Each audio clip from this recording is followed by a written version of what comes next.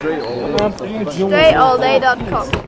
Alright everybody, Dre Baldwin, DreAllDay.com. Part 5 of the Pro Camp series. All the glitters ain't gold.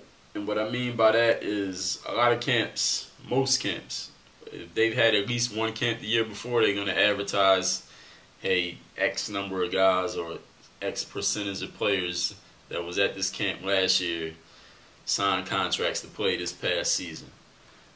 Almost every camp makes that claim that X number of guys signed, this guy signed, that guy signed. And it's the same thing I said in the other part about contacting other players. Those players they said sign, contact those players or look them up somehow. Google search the team and the name of the person or whatever.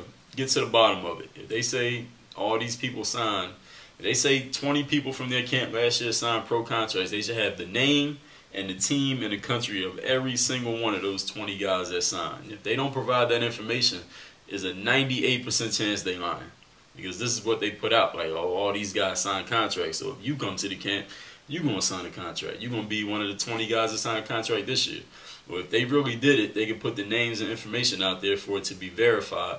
In worst case scenario, you reach out to those players and find out, hey, like, did you really sign a deal off going to that camp? But sometimes a player will go to a camp and then later on in the offseason they'll sign a deal, but it had nothing to do with what they did at that camp. But the camp will use that information, like, oh, you know, John Jones went to our camp and he signed a contract in, you know, name a country. He signed a contract in Argentina. But John Jones signing that contract in Argentina had nothing to do with anything that took place at that camp. But they try to use that to sell their camp for the next year. So when you reach out to John Jones, say, hey, I see you signed in Argentina. Was that a result of you going to this camp, or was it off some other stuff you did other than going to the camp? So get to the bottom of it. Contact those players and don't believe every claim that you see on these websites. The same way you wouldn't believe everything anybody tell you when they're trying to sell you something. They telling you stuff to make it seem like you need to buy this product, and the camp does the exact same thing.